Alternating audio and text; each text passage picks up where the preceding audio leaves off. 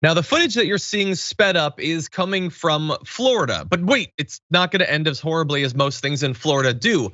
A car starts to careen across the intersection. A woman instantly runs out like a superhero to try to slow it down and ward people away from it. And that inspires more people to run for all directions, including a man in military attire. They're able to stop the car. So inside the car, there's a woman slumped over a steering wheel. Apparently it had some sort of medical problem that caused her to be unable to control the vehicle. So people tried to do something. A guy you saw tried to punch through the window, immediately regretted that decision, I imagine.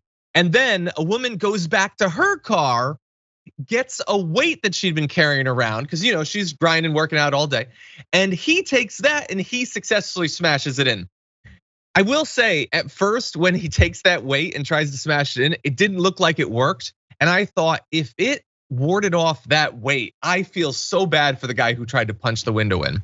I still do. But they were able to actually get through, smash the side window, unlock the door, and help the person. And that is awesome, and that is what you want to see. I mean, in a very real sense, you'd prefer to not have had any of this happen. That would be great.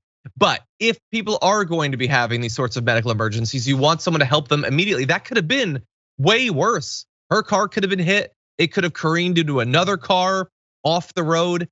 And my main fear here is something that has been identified and sometimes exaggerated, but it's known as the bystander effect.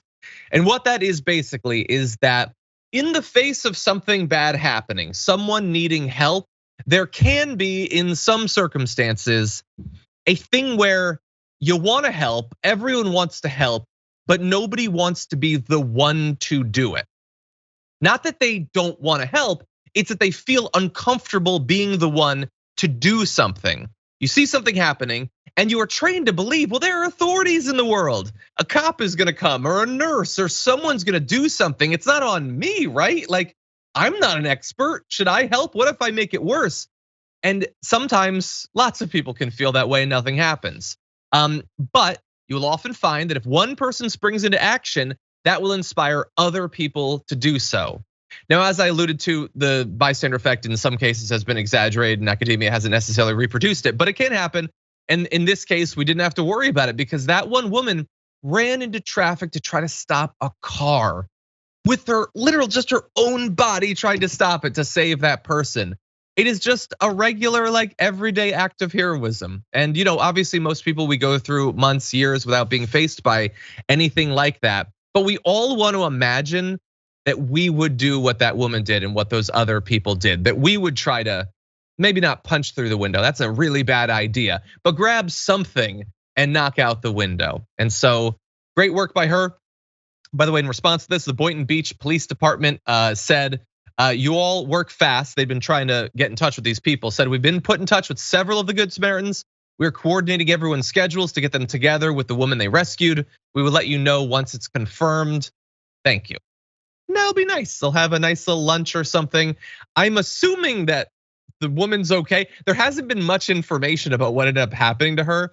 It's sort of like the story we talked about earlier this week with the person who was piloting a plane and passed out and someone else leaped to the rescue to land it. Once the person passes out, they're out of these stories generally. It's a weird thing that we do as a society. I am assuming that she is okay and soon we'll be able to meet with and thank the people that helped her, and that'll be nice. For more political news breakdowns, interviews, stories of activism, and me trying my hardest to care about the occasional big celebrity news story, subscribe to our YouTube channel at youtube.com/thedamagereport. And you can ring the bell wherever it is so you don't miss anything.